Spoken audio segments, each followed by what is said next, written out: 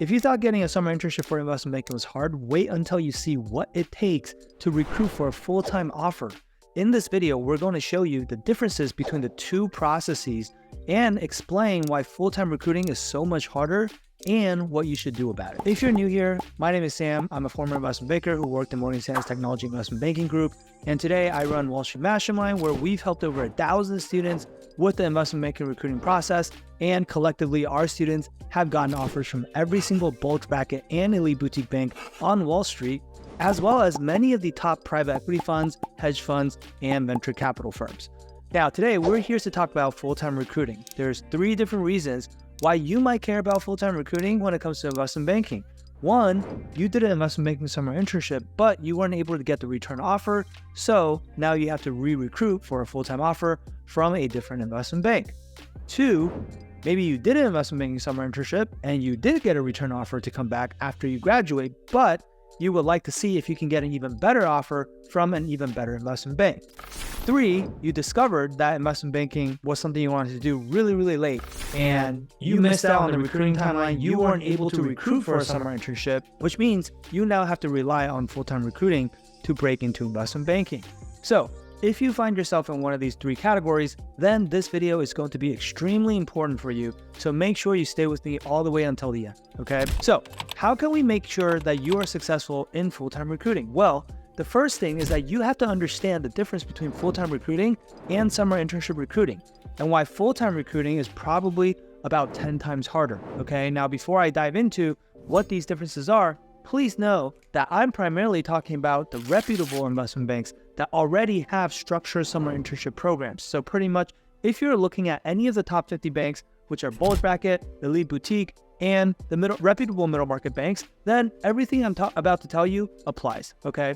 So let's dive in. Now, okay, so the first difference is that most of the return offers for full-time are gonna go to summer interns first, meaning like in a good market, in a normal market, about 80 to 90% of the full-time offers are actually given to summer interns. That's the whole point of the summer internship program. These summer interns have already interned for the firm for 9 to 10 weeks. And so they've been able to like try out for the team, so to speak. And so rather than making a hiring decision for full-time based on just like 1 or 2 interviews, the firm would rather get to know these interns a lot better and know how they would show up as an employee before deciding whether to give them an offer or not, right? So long story short, the summer interns are always going to get first dibs, which is why if you can't get the summer internship, ideally, that's always the way to go, okay? Now, in a bad market, it's going to be even worse because in a good market, 80 to 90% goes to the return interns, which means you get to fight for the last 10 to 20% of the spots available. But in a bad market, when the offer rates are low, that means that they don't even have enough full-time offers to give to some of the summer interns that did perform well and that they want to bring back, but they don't have enough headcount.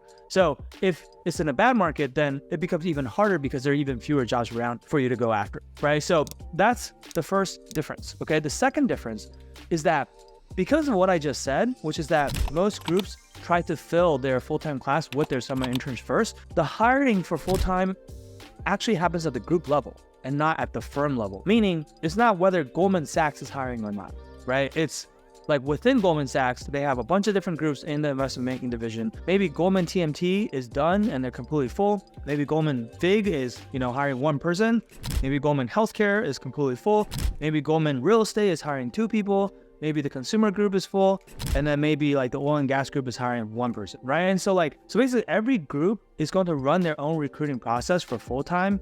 Unlike the summer internship process, recruiting for a regional office, they still run their own recruiting process. But like most of you, like if you're recruiting for headquarter locations like New York or London or something like that, you're recruiting in as part of the generalist process, and then they place you in a certain group afterwards, right? So because the recruiting is happening at the group level, not all the jobs actually get posted, right? It's not like, oh, Goldman Sachs just posts like a, 1 job opening that everyone's applying to. It's like every group is going to decide whether they need to hire or not. A lot of times what we see happen is they'll just go to the people that are already in the group. They'll go to the interns or the junior people or even the senior people and just ask people like, hey, we are trying to fill 1 spot.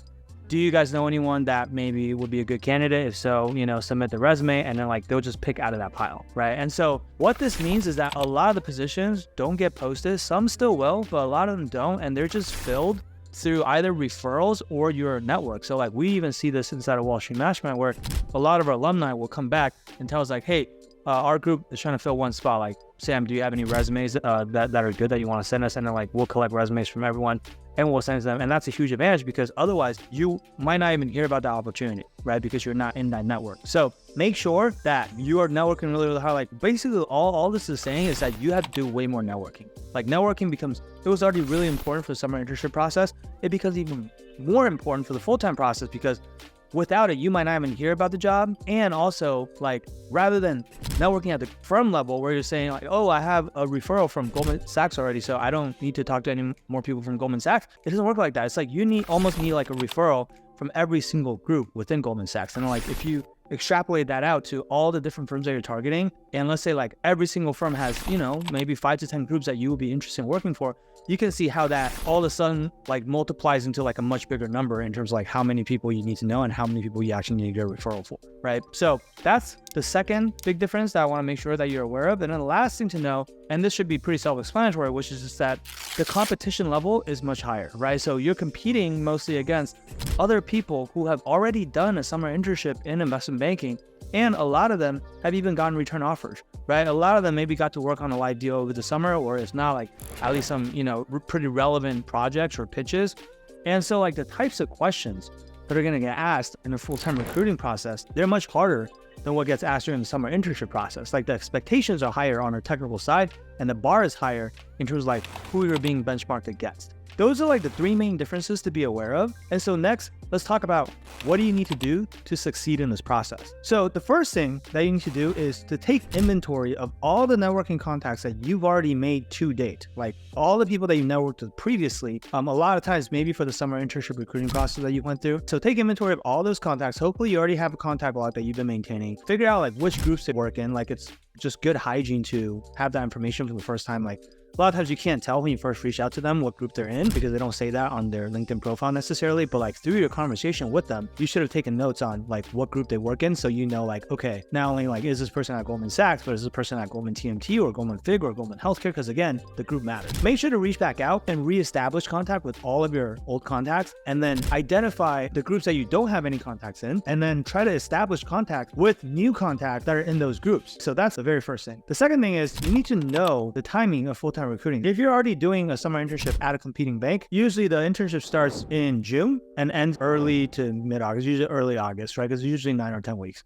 So early June to early August is when summer internships happen. And so usually the full-time recruiting process will start for most banks in early August, basically as soon as the summer internship ends and as soon as they've like given out return offers to their interns and their interns have had time to respond, usually they'll ask them to give them a response pretty quickly. And as soon as they know how many headcount they need to fill, they will go out and try to fill those headcount as soon as possible. Okay, so usually like all these spots will probably be taken like within a month or maybe 2 months at most from like early to mid-August. So that's like the peak window for full-time recruiting. Now, in terms of like networking and when you should be reaching out to your contacts, if you're already working at a competing bank, you want to make sure that you don't start networking too early. Like if you start networking before you even started at your summer internship, or if you start the first week or second week on the job, the optics of that isn't great because it's kind of like, why are you already trying to jump ship when you haven't even experienced the place that you got an offer from? And so that's not a great look. Usually we would recommend waiting until like the second half of your internship. Like if it's a 9 or 10 week internship, you've already been on the job for 4 or 5 weeks. And then you can use the second half of the internship to find time to start reaching out, networking with people, touch base, get reconnected. And at that point, obviously you also need to make sure that you have a good answer prepared for why you're even looking or why you're even entertaining leaving your group and going somewhere else. And that needs to be a good answer, right? For now though, just know that like the timing of when you reach out is important. Now, if you're not already interning over the summer at a competing bank, like maybe you're in the category where you discover investment banking really late and so you're not even doing an investment banking summer internship. And so maybe you're doing a summer internship in some other industry that's like somewhat tangential to banking, but it's not quite banking, like you're in corporate banking or you're in valuation or equity research or whatever. If that's the case, I think it's okay to start networking a bit more earlier because that's more explainable. It's just that you know for sure you want to do investment banking for full time, but you just kind of discovered it too late. So the optics of that isn't as bad, but make sure you keep that in mind. And then the last thing, the third thing that you need to make sure you do is that you have to really, really brush up on the deals and the projects that are on your resume, especially the ones from your, summer internship. That's most likely the internship that they're going to ask you about the most during your full-time recruiting. And a good test for whether you're actually ready or you actually know enough is, can you speak about whatever project you have on your resume in depth for about 5 minutes or so? if you had to. I'm not saying you will, but like if you know enough about it to actually talk for 5 minutes about it, like that's usually a pretty good sign, right? And then you also have to be ready for any and all follow-up questions that they might ask. So you can't just be like, oh, I prepared the script for exactly what I'm going to say. Your interviewer is going to dig in and double click on stuff and ask you follow-up questions and try to poke holes in what you're saying and just really test to see if you actually know what you're talking about or if you just memorize a bunch of stuff. As you're going through your summer internship and as you're working on these deals and projects, a lot of people fall into the trap of just like not really thinking about the work that they're doing, or just like because you're so busy, you're just trying to process and you're just trying to like, you know, take orders, process it as fast as you can, turn it in, and then like you don't really take the time to digest and think about what am I actually doing? What is the story that we're trying to tell? What's the narrative for this deal? Why does the MD want me to do things this way? You basically have to be able to speak about the deal and project as if you are the MD. Right? Think about how knowledgeable your MD is. Like usually they just tell you exactly what to do and you just do it. Like at the junior level, to be honest, you don't have to think about it that much.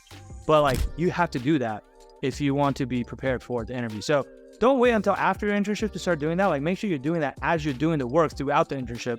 It's going to be a lot more effective. Okay, so those are the 3 tips for you guys. So if you're planning on going through full-time recruiting, I hope this helped you become mentally prepared for what's ahead. And even though full-time recruiting is challenging, many people have successfully gone through the process before. So as long as you understand the nuances that we just talked about and you prepare the right way, there's no reason why you can't be successful. All right, so nothing worth having comes easy, right? So just remember that. And so this is not supposed to be easy. It's going to be hard, but that's okay because it's worth it, right? And if you ever need help with any of this stuff, don't hesitate to reach out to our team. If you found this video to be valuable, please hit the like and subscribe button so that YouTube will show you more of our videos in the future. But other than that, thanks for watching, and until next time.